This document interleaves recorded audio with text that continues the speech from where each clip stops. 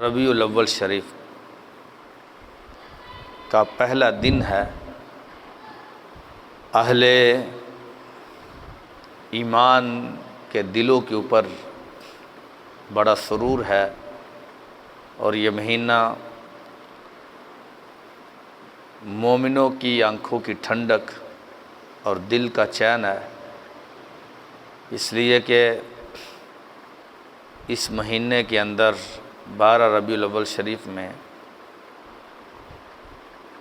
جانے کائنات، رحمت کائنات، حضور پر نور رحمت للعالمین، خاتم النبیین، امام الانبیاء صلی اللہ علیہ وسلم کی ولادت باسعادت ہوئی تھی، جس کی بنیاد پر پوری کائنات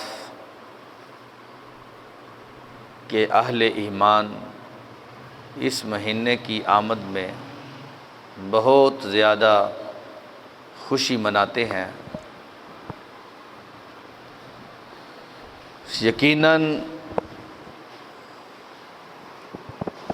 شاخیں پتے اسی درخت کے ہرے ہوتے ہیں جس کی جڑیں ہری ہو، جس کی جڑیں خشک ہوں اس درخت کی شاخیں کبھی بھی ہری نہیں ہو سکتی۔ اس واسطے بلا تفصیل یہ بات حقیقت کو واضح کر رہی ہے کہ یہ مہینے کی خوشی اہل ایمان کو ہوتی ہے، ہر ایک کو نہیں۔ یہود کو، نصارہ کو یہ خوشی نہیں ہوتی، غیر مسلم کو کبھی بھی اس مہینے کی آمد کی خوشی نہیں ہوتی۔ آپ دیکھ لیں کہ غیروں کی مجلسیں، شباب و کباب کی مجلسیں، نائٹ کلب کھلے ہیں، سینمے کھلے ہیں، ان کی کوئی اجازت لینے کی بھی ضرورت نہیں پڑتی۔ وہ غیر لوگ اپنی محفل سجاتے ہیں، اس میں کسی قسم کی اجازت نہیں ان کو اتنی مشکل درپیش آتی، لیکن جس وقت رسول پاک صلی اللہ علیہ وسلم کی آمد یا آپ کے ذکر کی محفل منعقد کرنی ہوتی ہے تو کس طرح ان کو مشکلات کا سامنا کرنا پڑتا ہے۔ اجازتیں نہیں ملتی ہے تو بڑی پابندیاں لگتی ہیں۔ بہرحال یہ کائنات بنی ہی رسول پاک صلی اللہ علیہ وسلم کی وجہ سے ہے، اور حضور کے ذکر کے لیے اس کائنات کو سجایا گیا۔ قیامت تو آ سکتی ہے لیکن حضور کا ذکر نہیں رک سکتا، یہ ہمیشہ ہوتا ہی رہے گا، کیونکہ جب رب کریم نے اپنے محبوب علیہ السلام کا ذکر اپنے نام کے ساتھ کیا تو کوئی بگوڑا جتنا بھی یہ کہتا رہے، پابندیاں لگاتا رہے، آخر کار وہ خود بند ہو جائے گا۔ سرکار کا ذکر کبھی بھی بند نہیں ہوگا۔ رب تعالیٰ بڑی غیرت والا ہے۔ آپ لوگ جانتے ہیں کہ آج بھی یہ رات کی جو خبر تھی، اس میں فرانس کے بارے میں کہا گیا کہ سب سے زیادہ ناجائز بچوں کی پیدائش فرانس کے اندر ہوتی ہے، اس لیے کہ اس کے اندر گستاخیاں سرکار مدینہ صلی اللہ علیہ وسلم کی ہوتی ہیں۔ جو وہاں کے چرچز ہیں عیسائیوں کے، اس کے اندر جو رات کی رپورٹ تھی، ہزاروں کی تعداد میں بچوں کے ساتھ بدفعلیاں ہوئیں۔ ظاہر ہے کہ جب حرام زادے پیدا ہوتے ہیں تو وہ حرام زادے ہی رسول پاک صلی اللہ علیہ وسلم کے معاذ اللہ کے گستاخ نکلتے ہیں۔ وہ ولید بن مغیرہ اور اخنس بن شریک، ان دونوں کے بارے میں آتا ہے کہ انہوں نے رسول پاک صلی اللہ علیہ وسلم کو معاذ اللہ مجنون کہا تھا، تو رب کریم نے ان کے 10 عیب نکالے، جن کے بارے میں ایک عیب یہ بھی ہے وَطُلٍّ بَعْدَ ذَلِكَ الزَّنِيمُ، میرے نبی علیہ السلام یہ تو حرام زادہ ہے، یہ تو اپنے باپ کی ناجائز اولاد ہے، یہ جو آپ کی گستاخی کرتے ہیں اور آپ کو مجنون کہتے ہیں۔ وہ بھاگتا ہوا تلوار لے کر اپنی ماں کے پاس گیا، اور ایک قول یہ بھی ہے کہ اس کے سینے پہ چڑھ گیا اور کہنے لگا مجھے سچی بات بتاؤ کہ میں حرام کی اولاد ہوں یا حلال کی؟ تو ماں نے کہا بیٹا جو اپنی ماں کے سینے پہ چڑھ کر یہ لفظ بولتا بتاؤ تو صحیح مجھے، وہ کبھی حلال زادہ ہو سکتا ہے؟ ہاں تو حرام کی اولاد ہے، تیرا باپ جو تھا وہ نامرد تھا، مجھے پھر کسی چرواہے کے پاس جانا پڑا اور تو اس سے پیدا ہوا۔ یہ بات حقیقت ہے۔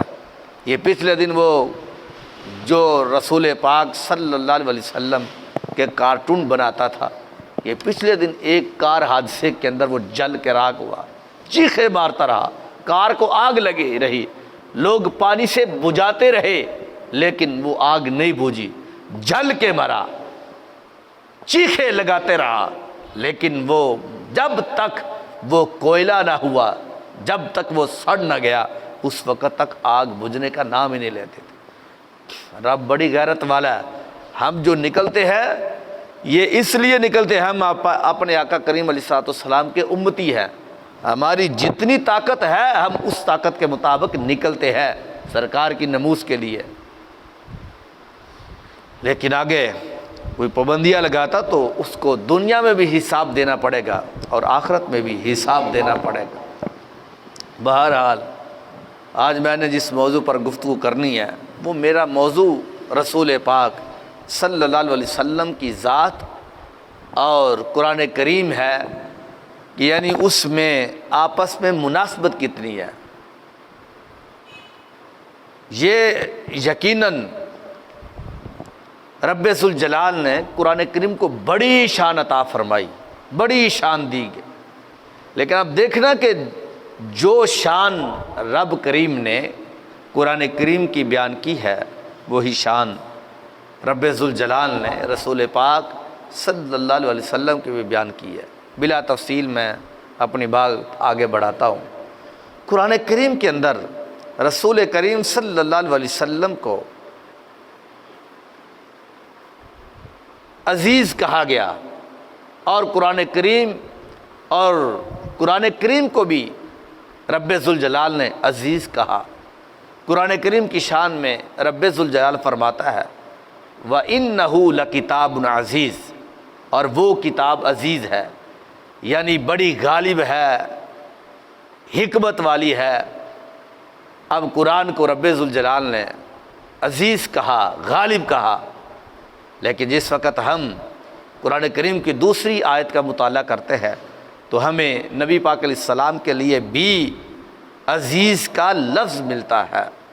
رب فرماتا ہے لَقَدْ جَاءَكُمْ رَسُولٌ مِّنْ أَنفُسِكُمْ عزیز، تحقیق تمہاری جانوں میں ایک شاندار رسول آیا جو میں نے عزیز بنا کر بھیجا ہے۔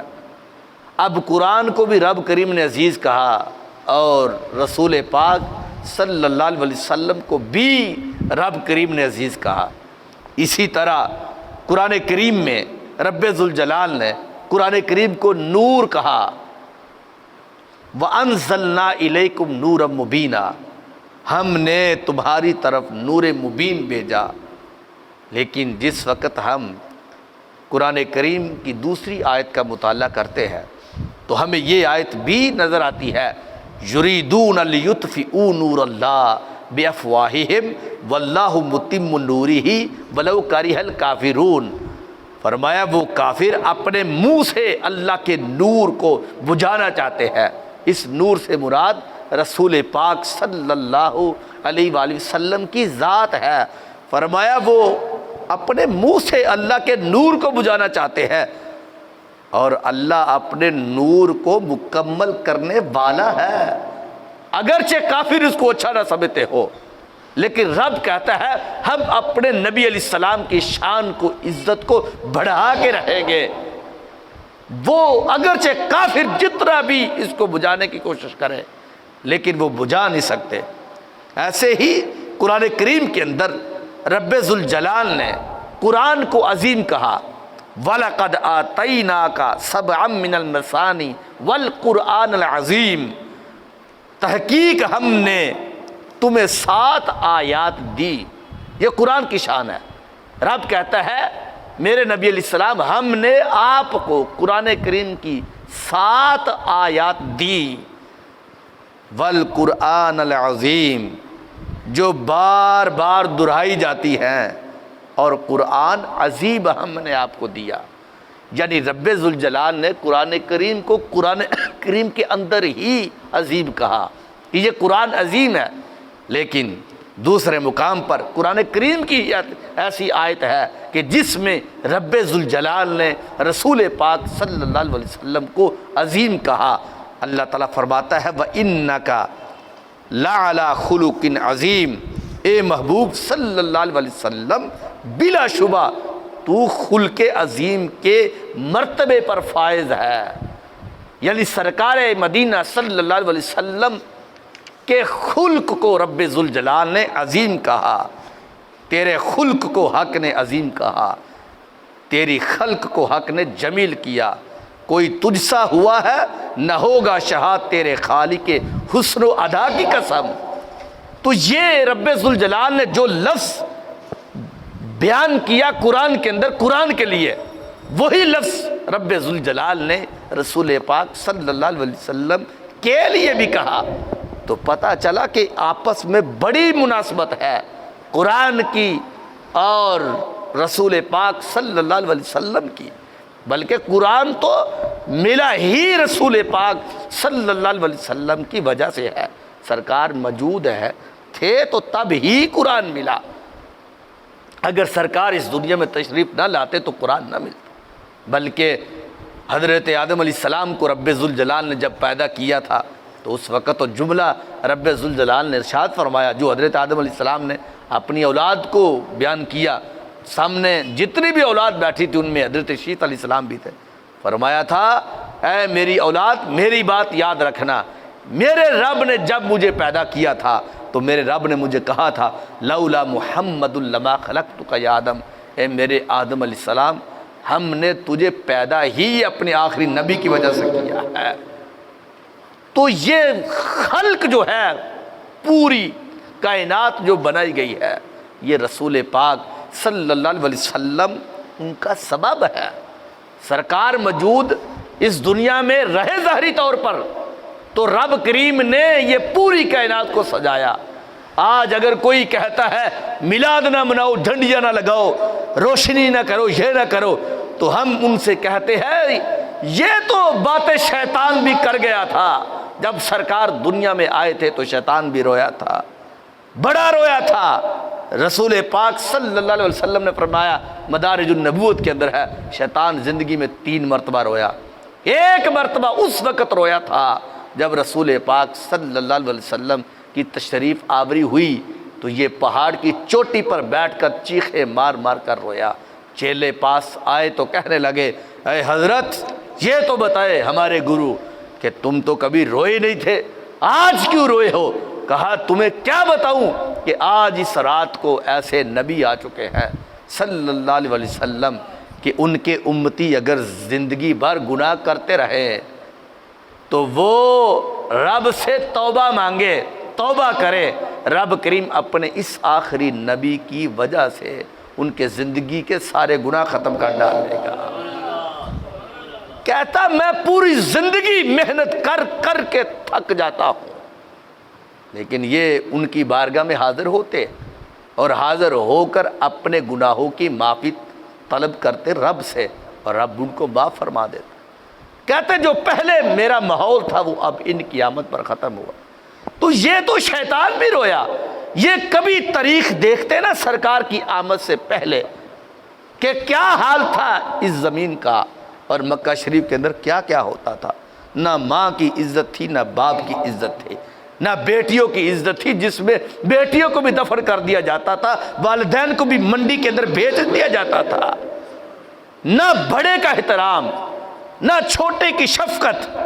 یہ کبھی دیکھتے تو ان کو پتہ چلتا، یہ کبھی تاریخ کو دیکھتے تو ان کو پتہ چلتا۔ آج یار کہیں پہ کسی جگہ پہ کوئی بندہ کسی کی مشکل کو حل کرتا تو جس کی مشکل حل ہوتی ہے تو وہ زندگی بھر اپنی نظروں کو ان کے سامنے جھکائے رکھتا، عزت کرتا، ادب کرتا، احترام کرتا، اور وہ کہتا کہ یار یہ بندہ بڑا ہی اچھا ہے، میرے اوپر مشکل آئی تھی، میرے گھر کے اوپر مشکل آئی تھی، اس بندے نے میری مشکل کو حل کیا۔ یہ بے وقوف یہ سمجھتا نہیں ہے کہ ایک بندے کی نے مشکل حل کی تھی تو کس جگہ پہ چلا گیا، ان کا ادب بھی کرنے لگا، ان کا احترام بھی کرنے لگا۔ لیکن اس نے اس ذات کو نہ دیکھا کہ جس ذات کی وجہ سے رب کریم نے پوری کائنات کی مشکلوں کو حل فرما دیا ہے۔ اب دیکھیں قرآن کریم کے اندر رب ذوالجلال فرماتا ہے انہ لقرآن کریم، کہ بے شک قرآن کریم ہے، کرم کرنے والا، مہربان ہے۔ اور ادھر دوسرے مقام پر رب ذوالجلال سرکار کے لیے فرماتا ہے انہ لقول رسول کریم، فرمایا میرے نبی کا قول بھی کریم ہے، کہ جس جگہ پہ قرآن کریم ہے وہاں پہ میرے نبی کی زبان بھی کریم ہے۔ اور ایک اور مقام پر رب فرماتا ہے قرآن کریم کے بارے میں وَنُنَزِّلُ مِنَ الْقُرْآنِ مَا هُوَ شِفَاءٌ وَرَحْمَةٌ لِّلْمُؤْمِنِينَ، ہم قرآن میں سے وہ چیز نازل کرتے ہیں جو مومنوں کے لیے باعث شفاعت ہے، فائدہ دینے والی ہے اور رحمت ہے۔ اور ادھر رب ذوالجلال نبی کریم علیہ السلام کے لیے رب فرماتا ہے وَرَحْمَةٌ لِّلَّذِينَ آمَنُوا مِنْكُمْ، فرمایا تم میں سے مومنوں کے لیے میرے نبی رحمت ہے۔ وَمَا أَرْسَلْنَاكَ إِلَّا رَحْمَةً لِّلْعَالَمِينَ، پوری کائنات میں رب ذوالجلال نے سرکار کو رحمت بنا کر بھیجا، رحم کرنے والا بنا کر بھیجا۔ ادھر قرآن کے لیے بھی رحمت کا لفظ، ادھر سرکار کے لیے بھی رحمت کا لفظ۔ اور ایک اور مقام پر رب ذوالجلال قرآن کے لیے کہتا ہے انا انزلناہ فی لیلۃ القدر، ہم نے اس قرآن کو عزت والی رات نازل کیا۔ اور ادھر نبی پاک علیہ السلام کے لیے رب فرماتا ہے میں نے اپنے نبی کو بھی رات کو دنیا میں بھیجا ہے۔ آپ دیکھیں اس کے بارے میں بڑے ایسے واقعات موجود ہیں۔ ملک یمن میں ایک عامر نامی آدمی اپنے بت خانے میں بیٹھا تھا۔ سید المرسلین صلی اللہ علیہ وسلم کی ولادت کی رات آپ کا نور مشرق سے مغرب، جنوب سے شمال اور زمین سے آسمان تک محیط ہو گیا، گھیر لیا۔ کہتا ہوا کیا، رب ذوالجلال نے میری آنکھوں سے پردہ ہٹایا تو کیا ہوا، مجھے نظر آیا کہ آسمان کے دروازے کھلے ہیں، ملائکہ زمین پر اتر رہے ہیں، پہاڑ اور درخت جو ہے وہ سجدہ کر رہے ہیں۔ تو حیران تھا کہ یہ کیا ہو رہا ہے، آسمان سے فرشتے بھی اتر رہے ہیں، پہاڑ درخت جو ہے وہ سجدہ کر رہے ہیں۔ کہتے ہیں کہ جس بت کے آگے میں کھڑا تھا وہ بت گر گیا اوندے بو۔ ہوا کیا، اس بت کے اندر سے آواز آئی ولد النبی صلی اللہ علیہ وسلم المنتظر الذی یخاطبہ الحجر والشجر وینشق لہ القمر، فرمایا آج کی رات اس نبی کی ولادت ہوئی ہے کہ جس کا مدت سے انتظار کیا جاتا رہا تھا۔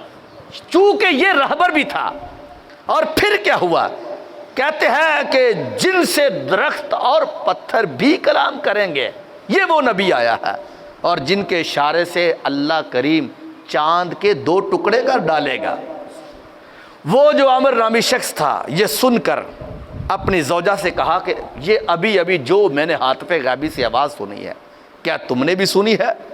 اس نے کہا ہاں میں نے بھی سنی ہے جو تم نے سنی ہے۔ تو پھر وہ بیوی کہنے لگی اے عامر تم اس ہاتف سے پوچھو جو تمہیں آواز دے رہا ہے، ان سے پوچھو تو صحیح کہ مجھے یہ بتاؤ کہ وہ نبی پیدا کہاں ہوا ہے، اس کا نام کیا ہے؟ تو آواز آئی کہ وہ مکہ شریف کے اندر پیدا ہوا ہے اور اس کا نام حضرت محمد مصطفیٰ صلی اللہ علیہ وسلم ہے، یہ نام ہے ان کا۔ پھر کیا ہوا، عامر نامی شخص کی ایک بیٹی تھی جو اس کے گھر کے اندر رہتی تھی، اپاہج تھی، معذور تھی۔ اس نے رب ذوالجلال کی بارگاہ میں عرض کیا اے اللہ اگر یہ بات سچ ہے تو مجھے بھی اس آخری نبی کی رحمت کا حصہ ملنا چاہیے۔ میرا جسم معذور ہے، پاؤں سے چل نہیں سکتی، میں ہاتھوں سے کوئی چیز پکڑ نہیں سکتی۔ تو کہتے ہیں کہ جب اس نے کہا تو رب ذوالجلال نے سرکار کی رحمت کا حصہ اس لڑکی کو بھی عطا فرما دیا۔ اب وہ چلنا شروع ہو گئی۔ اب یہ جو عامر نامی شخص تھا یہ سیدھا مکہ شریف میں گیا، حضرت عبد المطلب کے دروازے پہ کھڑا ہے اور کہتا ہے کہ اے عبد المطلب، مجھے اس جان کائنات کی زیارت تو کراؤ جو تمہارے گھر کے اندر پیدا ہوا ہے۔ یہاں تک کہ جس وقت یہ ہوا حضرت عبد المطلب رضی اللہ تعالی عنہ اپنے اس پوتے کو لے کر رسول پاک صلی اللہ علیہ وسلم کو لے کر باہر تشریف لائے تو دیکھا کہ وہ جو عامر نامی شخص تھا وہ نبی پاک علیہ السلام کے قدموں کو بوسہ ادھر دے رہا ہوتا ہے، ادھر اس کی روح قفس انسی سے پرواز کر چکی ہوتی ہے۔ یہ پہلا شخص تھا جس نے سرکار کی محبت میں اپنی جان کا نذرانہ پیش کیا۔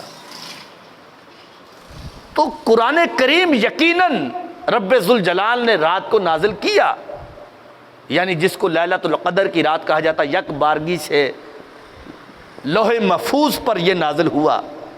لیکن سرکار کی مناسبت دیکھیں صلی اللہ علیہ وسلم کہ قرآن کریم اگر رات کو نازل ہوا تھا تو ہمارے نبی علیہ السلام بھی اس دنیا میں رات کو تشریف لائے تھے۔ سرگی کے وقت، تہجد کا وقت تھا، فجر کے سے پہلے جو ہے سرکار مدینہ صلی اللہ علیہ وسلم تشریف لائے۔ اب دیکھیں قرآن کریم کی ایک نسبت یہ بھی ہے کہ قرآن کریم جس وقت آیا تو قرآن پاک آتا حضرت جبریل علیہ السلام لے کر آتے، تو ساتھ جو ہے وہ 4 فرشتے اور آتے جو ان کے ارد گرد آگے پیچھے ہوتے ہیں تاکہ شیطان جو ہے وہ باتیں سن نہ لے، یعنی حفاظت کے لیے وہ فرشتے اترتے۔ اب دیکھیں مثال کے طور پر جس وقت سورۃ انعام نازل ہوئی، سورہ انعام، تو اس وقت 70,000 فرشتے وہ سورت لے کر آئے زمین پر حضرت جبریل علیہ السلام کے ساتھ۔ اسی طرح جب سورت فاتحہ نازل ہوئی تو اس وقت 80,000 فرشتے نازل ہوئے، یعنی 7 آیتیں ہیں سورہ فاتحہ کی، تو 80,000 فرشتے حضرت جبریل علیہ السلام کے ساتھ آئے، اس زمین پر اترے اور نبی پاک علیہ السلام کی بارگاہ میں انہوں نے یہ سورہ فاتحہ پیش کی۔ اور اسی طرح سورہ یونس ہے، جب یہ نازل ہوئی تو 30,000 فرشتے نازل ہوئے۔ اسی طرح سورہ زخرف ہے، اس وقت 20,000 فرشتے نازل ہوئے۔ اسی طرح جو ہے وہ سورہ بقرہ کی جو آخری آیات ہیں یہ جب نازل ہوئی تو اس وقت فرشتوں کی اتنی بڑی تعداد تھی کہ جن کی تعداد خدا کے علاوہ کوئی اس کو گن ہی نہیں سکتا تھا، اتنی بڑی تعداد تھی۔ اور یہ صورتوں کی شان ہے کہ صورتوں کو عزت اور احترام کے ساتھ لایا جاتا۔ ظاہر ہے کہ ایک کی جتنی عزت ہو رب کریم اس کو اتنی ہی عزت عطا فرماتا ہے۔ اب اسی طرح سورہ کہف کے بارے میں دیکھ لے کہ جب یہ نازل ہوئی تھی تو اس وقت 70,000 فرشتے نازل ہوئے۔ آیت الکرسی جب نازل ہوئی تو 30,000 فرشتے جو ہے زمین پر نازل ہوئے تھے۔ لیکن قربان جاؤں سرکار مدینہ صلی اللہ علیہ وسلم کی ذات پر کہ ادھر اگر قرآن نازل ہوا ہے تو وہ فرشتے کسی پہ 80,000 نازل ہوتے ہیں، کسی پہ 20,000 ہے، کسی پہ 30,000 ہے، 40,000 ہے، 70,000 ہے۔ لیکن جب نبی پاک علیہ السلام کی آمد اس دنیا میں ہوئی، مورخین نے لکھا ہے کہ حضرت سیدہ آمنہ رضی اللہ تعالی عنہا فرماتی ہے کہ میں نے زمین سے لے کر آسمان تک میں نے ایسے سفید رنگ کے گھوڑوں کے اوپر میں نے وہ نورانی فرشتے اترتے ہوئے دیکھے کہ جن کی تعداد کو میرے رب کے علاوہ اور کوئی جان نہیں سکتا ہے۔ ایسے ہی سید عالم صلی اللہ علیہ وسلم کے اوپر یہ قرآن جو اترا ہے، یہ جس جگہ پہ قرآن آج بھی پڑھا جاتا ہے تو آج بھی فرشتے یقیناً نازل ہوتے ہیں۔ اور یہ تو میں سمجھتا ہوں کہ سرکار کی یہ حدیث پاک ہماری آنکھوں کے سامنے ہے کہ جب قرآن پڑھنے کے لیے ایک طالب علم اپنے گھر سے نکلتا ہے تو رب ذوالجلال کے نوری فرشتے ان کا استقبال کرتے ہیں، ان کے پاؤں کے نیچے پر بچھاتے ہیں۔ لیکن یہاں پر تو یہ ہے کہ سرکار فرماتا ہے کہ جس جگہ پہ بندہ تلاوت قرآن کرتا ہے، جب تک وہ تلاوت قرآن کرتا رہتا ہے رب کے فرشتے ان کے ارد گرد چکر لگاتے رہتے ہیں۔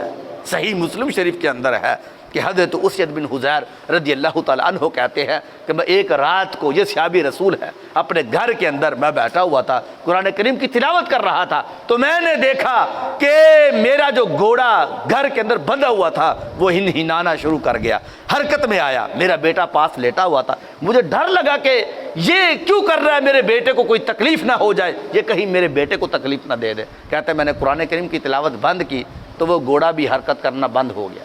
پھر تھوڑی دیر کے بعد میں نے قرآن کریم کی تلاوت شروع کی تو پھر وہ گھوڑا حرکت کرنا شروع ہو گیا۔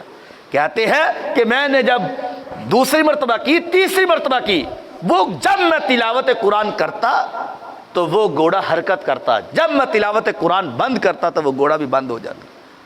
کہتے ہیں پھر ہوا کیا، میں اس ڈر سے قرآن کو پڑھنا چھوڑ دیا کہ کہیں یہ گھوڑا زیادہ حرکت کے اندر آ کر میرے بیٹے کو تکلیف نہ دے ڈالے، کہیں پاؤں کے نیچے کچل نہ ڈالے، صبح پوچھوں گا۔ کہتے ہیں کہ میں نے آسمانوں کی طرف دیکھا کہ ایک بادل کا ٹکڑا مجھے نظر آیا اور اس کے اندر نور ہی نور تھا، کہتے ہیں جس نے آسمان کو روشن کیا ہوا تھا۔ صبح کے وقت میں رسول پاک صلی اللہ علیہ وسلم کی بارگاہ میں حاضر ہو کر رات کا سارا قصہ سنایا تو نبی علیہ الصلوۃ والسلام مسکرائے، فرمایا اے میرے صحابی، اگر تو رات کو تلاوت کرنا بند نہ کرتا تو فرمایا صبح ہوتے وقت تک صبح لوگ جو ہے اس فرشتوں کو دیکھتے جو فرشتے تمہارے تلاوت قرآن کی وجہ سے آسمان کے اوپر آئے ہوئے ہیں۔ یہ جو تم نے بادل کا ٹکڑا دیکھا اس کے اندر فرشتے تھے، تمہارے قرآن کی تلاوت جب ہو رہی تھی تو وہ فرشتے تمہاری تلاوت سننے کے لیے آئے تھے، اور اگر تو بند نہ ہوتا تو فرمایا فرشتے اترتے اور تمہیں دیکھتے اور تم ان کو دیکھتے، یہاں تک کہ محلے گلی والے ان کو دیکھتے۔ تو یہ قرآن کریم جس جگہ پہ ہوتا ہے، پڑھا جاتا ہے، وہاں پہ قرآن کی وجہ سے فرشتے نازل ہوتے ہیں۔ لیکن آؤ تمہیں بتاؤں کہ نبی کریم علیہ الصلوۃ والسلام کی ذات کیا ہے، جس جگہ پہ سرکار ہوتے ہیں وہاں پر بھی فرشتوں کا جمع غفیر ہوتا ہے۔ حضرت عباس رضی اللہ تعالیٰ عنہ کہتے ہیں، تفسیر مدری کے اندر ہے، علامہ قاضی ثناء اللہ پانی پتی نے لکھا ہے، کان مہدہ یتحرک بتحریک الملائکہ، فرمایا جب نبی پاک علیہ السلام پیدا ہوئے جس پنگوڑے کے اندر سرکار تشریف فرما ہوتے تھے، فرمایا رب کے فرشتے اس پنگوڑے کو جھولا دیا کرتے تھے، وہ حرکت دیتے تھے۔ اور بلکہ حضرت عباس رضی اللہ تعالیٰ عنہ نے تو یہ جملہ بھی وہ لکھا مدارج النبوت کے اندر ہے، فرمایا میرے بھتیجے جب مدینہ شریف کے اندر تھے، میں تمہیں ایک اور بڑی عجیب سی بات بتاتا ہوں۔ فرمایا بتاؤ میرے چچا جی کیا بات ہے؟ کہا یہ ہے کہ جس وقت آپ پنگھوڑے کے اندر تھے آپ اپنی انگلی کو آسمانوں کی طرف کیے ہوئے تھے، جس طرف آپ کی انگلی جاتی تھی آسمان کا چاند بھی اسی طرف چلا جاتا تھا۔ تو جس جگہ پہ قرآن موجود ہوتا ہے وہاں پہ فرشتے ہوتے ہیں، اور ادھر جس جگہ پہ سرکار ہوتے ہیں وہاں پر بھی فرشتے ہوتے ہیں۔ تو یہ ایک بہت بڑی ایک خاص نسبت ہے جس کو رب ذوالجلال نے بیان کیا، اور یہ قرآن کے اندر موجود ہے۔ ایسے ہی قرآن کریم کی ایک شان یہ بھی ہے کہ رسول پاک صلی اللہ علیہ وسلم نے فرمایا اقرأوا القرآن فإنہ یاتی یوم القیامہ شفیعا لأصحابہ۔ رسول پاک صلی اللہ علیہ وسلم نے فرمایا لوگو قرآن پڑھا کرو، قرآن کی تلاوت کیا کرو، فرمایا کیونکہ یہ قیامت کے دن اپنے پڑھنے والوں کے لیے شفاعت کرے گا، سفارشی بنے گا۔ جس نے قرآن پڑھا قیامت والے دن رب ذوالجلال اس قرآن کی وجہ سے اور اس قرآن کے کہنے پر اس گناہگار بندے کو جنت عطا فرمائے گا۔ لیکن جس وقت ہم اپنے نبی علیہ الصلوۃ والسلام کی شان دیکھتے ہیں کہ ادھر قرآن کی یہ شان بیان کی اور ادھر سرکار خود بیان کر رہے ہیں کہ خیرونی بین ان یدخل ثلثی امت الجنہ بغیر حساب ولا عذاب وبین الشفاعہ۔ نبی علیہ الصلوۃ والسلام فرماتے ہیں کہ میرے رب نے مجھے اختیار دے دیا ہے، کل قیامت والے دن جس امتی کو چاہوں گا، جس کے اوپر مہربانی ہوگی، اس کو جہنم سے نکال کر رب کی بارگاہ میں پیش کر کے سفارش کر کے جنت کو عطا فرما دوں گا۔ تو یہ بھی بہت بڑی ایک مناسبت ہے۔ اسی طرح رسول پاک صلی اللہ علیہ وسلم کی یہ حدیث شریف بھی موجود ہے، ان شفاعتی لکل مسلم، سرکار مدینہ صلی اللہ علیہ وسلم نے فرمایا میری شفاعت ہر مسلمان کے لیے ہے، یعنی یہ تو مطلق کرنا ہے نا، کہ پیچھے تو یہ تھا نا کہ جو جہنمی، سرکار نے فرمایا ہر مسلمان کے لیے میری شفاعت ہے۔ میں کہتا ہوں یہ تو سرکار کی ذات ہے، سرکار کا نام ایک خود شفیع ہے، خود شفیع ہے، کہ یعنی بندے کو جنت میں پہنچانے والا ہے۔ وہ کس لیے؟ کہ ایک بندہ زندگی بھر یہ کہتا رہے لا الہ الا اللہ، لا الہ الا اللہ، وہ جنت میں داخل نہیں ہو سکتا، کیونکہ یہ تو یہودی بھی کہتے ہیں، یہ تو یہودی بھی کہتے ہیں، یہ تو غیر بھی کہتے ہیں، جب تک تم محمد الرسول اللہ صلی اللہ علیہ وسلم نہیں پڑھو گے تب تک تم جنت میں داخل نہیں ہو سکتے ہو، کیونکہ بندے کا اسلام قبول ہی تب ہوتا ہے کہ جب وہ لا الہ الا اللہ کے ساتھ محمد الرسول اللہ بھی پڑھے گا صلی اللہ علیہ وسلم۔ اور بلکہ 20 مرتبہ یہ حدیث پاک میں نے آپ لوگوں کو سنائی ہوئی ہے، المستدرک الحاکم میں ہے، رسول پاک صلی اللہ علیہ وسلم نے قیامت کا تذکرہ شروع کر دیا۔ فرمایا قیامت والے دن، یعنی جو میزان کے اندر جب اعمال لائے جائیں گے، حضور فرماتے ہیں میرا ایک امتی ایسا بھی ہوگا کہ جس کے پاس ایک نیکی بھی نہیں ہوگی، فرشتے اس کو جہنم کی طرف لے جا رہے ہوں گے، وہ جہنم تک گھسیٹا جائے گا۔ جب میں دیکھوں گا تو وہ مجھے بلائے گا، میں اپنے رب سے کہوں گا اللہ اس میرے امتی کو دوبارہ میزان پر لایا جائے۔ جب وہ میزان پر ترازو پر لایا جائے گا، آقا علیہ السلام فرماتے ہیں وہ بندہ جس کے 99 رجسٹر ہوں گے اس کے اوپر ایک نیکی بھی اس کی لکھی نہیں ہوگی، آقا علیہ السلام میں شاہ فرماتا ہے کہ اس کو جب دوبارہ وہاں پہ رکھا جائے گا، اس کے گناہ ایک طرف اور دوسری طرف اس کے خالی رجسٹر، نبی پاک علیہ السلام فرماتا ہے پھر میں ایک پرچی نکالوں گا، اس پرچی کو اس ترازو کے دوسرے پلڑے پر، ایک طرف گناہوں کا پلڑا، دوسری طرف وہ پرچی والا پلڑا، نبی پاک علیہ السلام فرماتے ہیں پھر وہ پرچی والا پلڑا بھاری ہو جائے گا، رب کریم اس کو حکم دے دے گا کہ اس کو جنت میں داخل کر دیا جائے۔ فرشتے جب لے جانے لگے گا وہ بندہ رک جائے گا، وہ کہے گا کہ اے اللہ کے بندے آپ بتاؤ تو صحیح، اے میرے نبی علیہ السلام کہ آخر یہ میرا کون سا عمل ہے کہ جس عمل کی وجہ سے میرے رب نے مجھے جنت دی ہے، پہلے تو میں جہنمی تھا۔ کہتا ہے جب وہ پرچی دیکھی جائے گا تو اس پرچی کے اوپر یہ لکھا ہوگا اشہد ان لا الہ الا اللہ و اشہد ان محمدن عبدہ و رسولہ۔ یہ تو سرکار کا، رب کریم کا، سرکار کا نام مبارک ہے جس کی وجہ سے رب اس جہنمی کو جنتی کر ڈالے گا۔ تو جس بندے کی طرف سرکار فرما دے کہ یہ میرا امتی ہے، اس بندے کے تو وارے نیارے ہو جائیں گے۔ اب جس جگہ پہ قرآن رب فرماتا ہے کہ قرآن پڑھا کرو یہ تمہاری بخشش کا سبب ہے، تو دوسرے مقام پر فرمایا میرے نبی بھی تمہاری بخشش کا سبب ہے۔ ان شفاعتی لکل مسلم، میری شفاعت ہر مسلمان کے لیے۔ اب دیکھیں قرآن کریم کی ایک آیت ہے انا نحن نزلنا الذکر و انا لہ لحافظون، فرمایا بے شک ہم نے قرآن کو نازل کیا اور ہم ہی اس کی حفاظت کرنے والے ہیں۔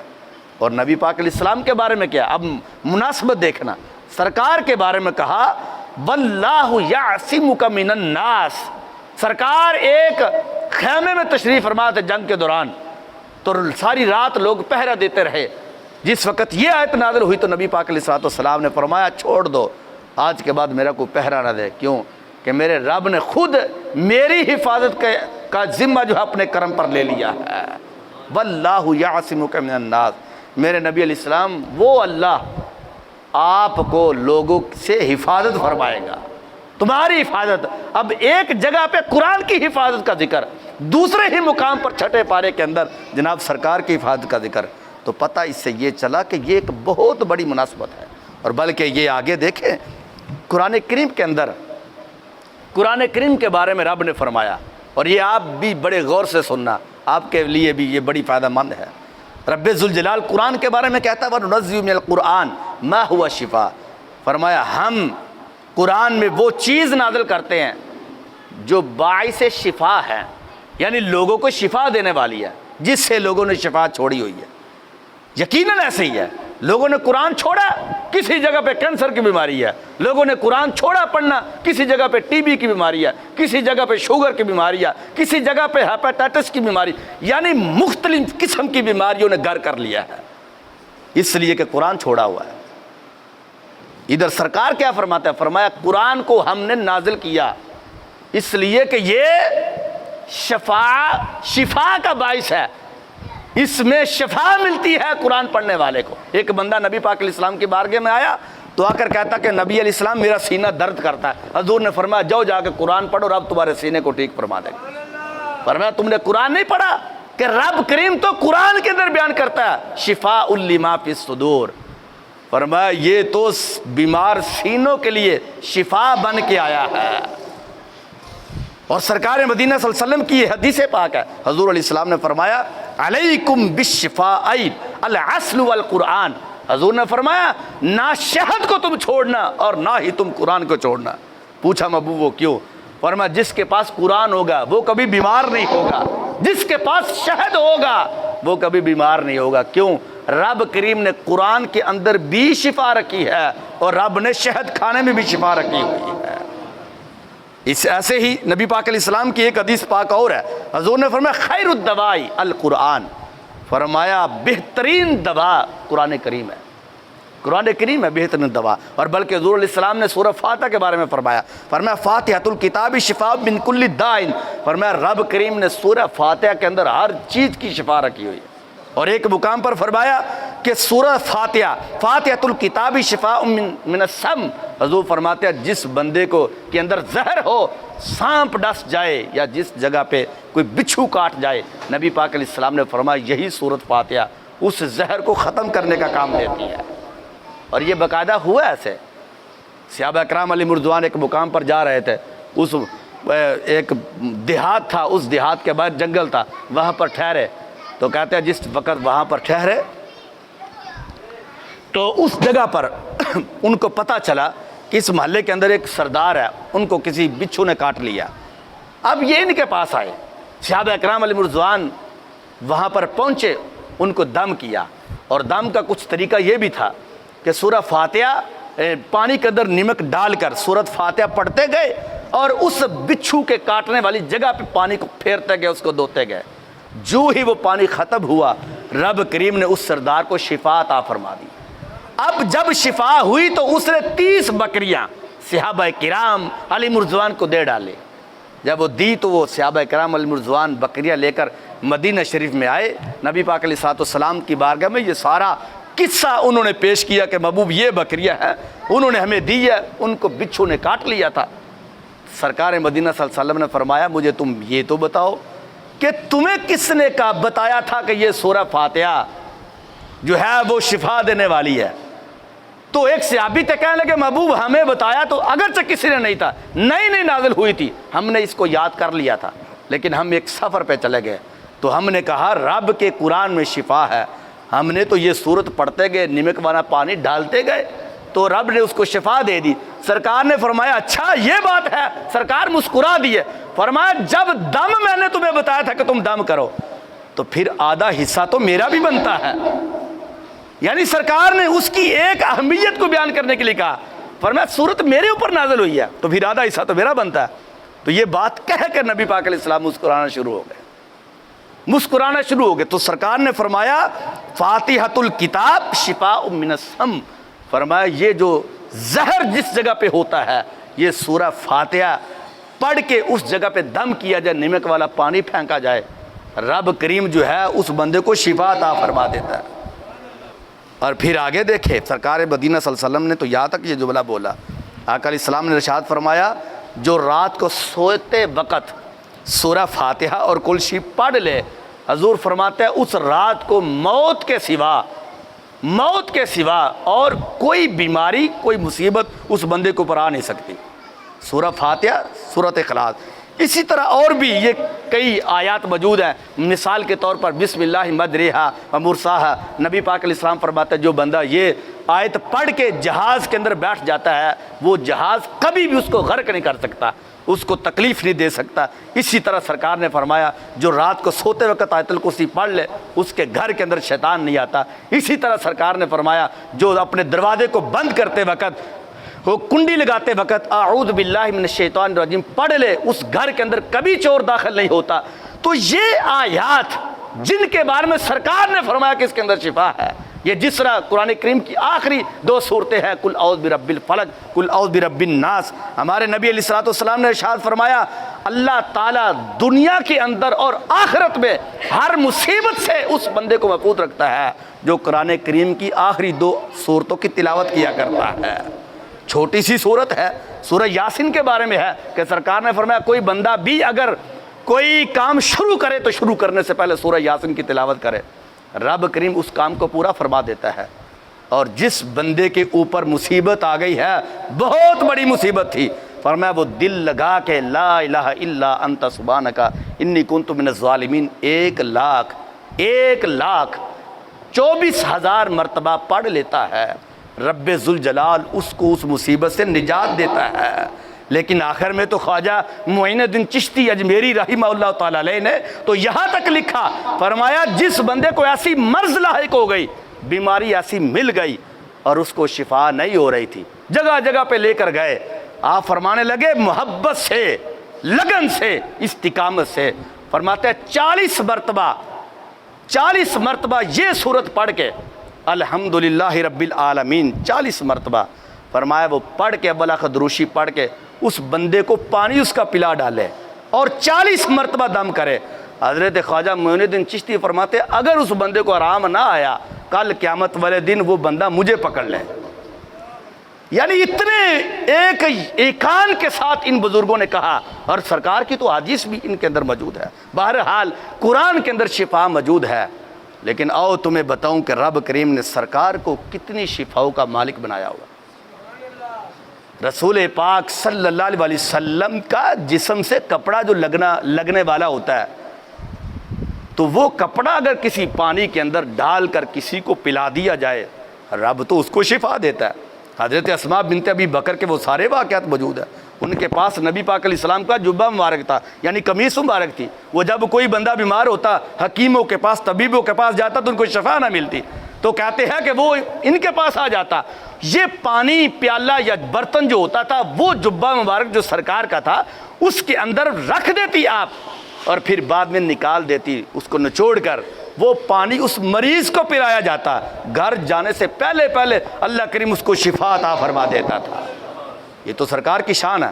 لیکن آؤ تمہیں ایک اور بات بتاتا ہوں، نبی پاک علیہ الصلوۃ والسلام جس وقت حج کرنے کے لیے چلے گئے، اس مقام پر کہتے ہیں کہ سرکار جب رمی فرما رہے تھے تو ایک عورت نے نبی پاک علیہ السلام کو دیکھا، اس نے بچہ پکڑا ہوا تھا، حضور کی بارگاہ میں پیش کر دیا گیا، کہنے لگی محبوب علیہ السلام اس کو مرگی پڑتی ہے، اس کے حواس قائم نہیں رہتے اور عقل بھی اس کی کم ہے۔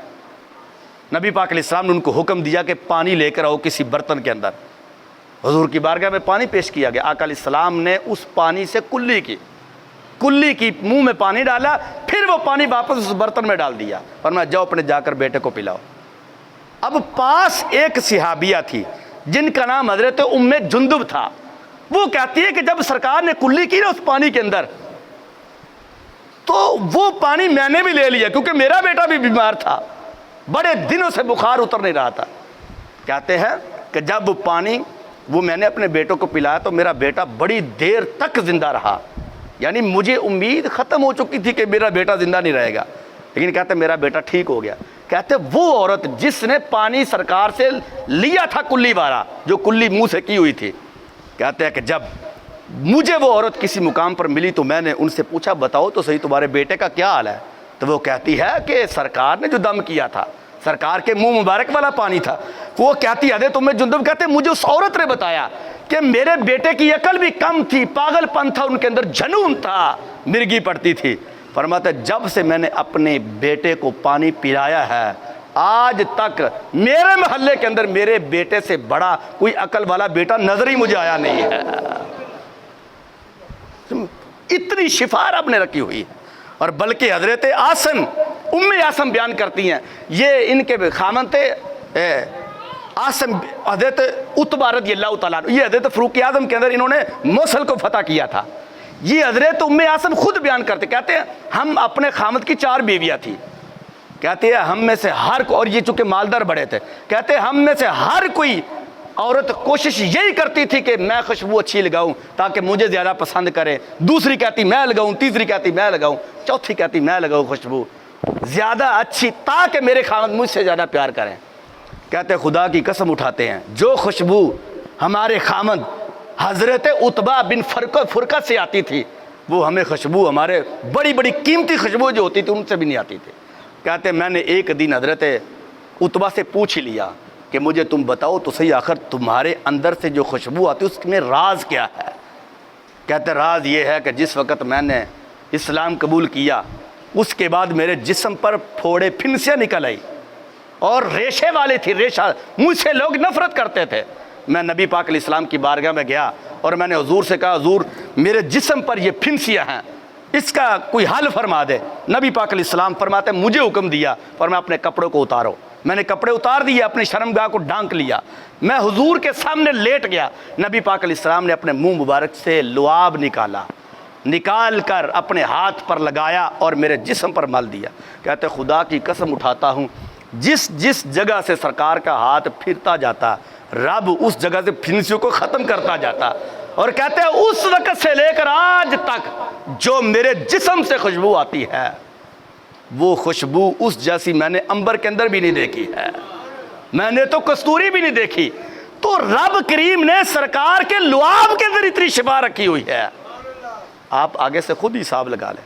اور آج اگر کوئی بندہ سرکار کی بارگاہ میں جاتا ہے تو یہ کوئی غلط کام نہیں کرتا، آج کوئی خوشیاں مناتا سرکار کی آمد میں، یہ کام غلط نہیں کرتا، یہ اہل ایمان کا طریقہ، صحابہ کا طریقہ، جو گزرے ہوئے نبی ہے یہ ان کا طریقہ ہے۔ ہم سرکار کی خوشی اس لیے بھی مناتے ہیں جو اسباب ہے کہ سرکار آ چکے ہیں۔ جو پہلے لوگ سرکار کی آمد سے پہلے مناتے تھے وہ اس لیے مناتے تھے کہ رب کریم اپنے نبی کو اسی زمین پر بھیجے گا، اور ان کا نام لے لے کر خوشیاں مناتے تھے۔ اگر کوئی نبی تھے تو نبی مناتے تھے، اگر کوئی رسول تھے تو رسول مناتے تھے۔ آج 14 صدیوں کے بعد کوئی بندہ کوئی بھگوڑا نکلتا ہے، کبھی جھنڈیوں پہ اعتراض کرتا ہے، کبھی روشنیوں پہ اعتراض کرتا ہے، کبھی کسی کناتوں کے اوپر، کبھی کسی کو کھلانے پلانے پر اعتراض کرتا ہے، تو وہ اپنے ایمان کو دیکھے کہ ان کے ایمان کی جڑیں خشک ہو چکی ہیں۔ کیونکہ میں نے کئی مرتبہ آپ لوگوں کو بتایا ہے کہ جس درخت کی جڑیں خشک ہوتی ہیں اس کی شاخیں بھی خشک ہوتی ہے۔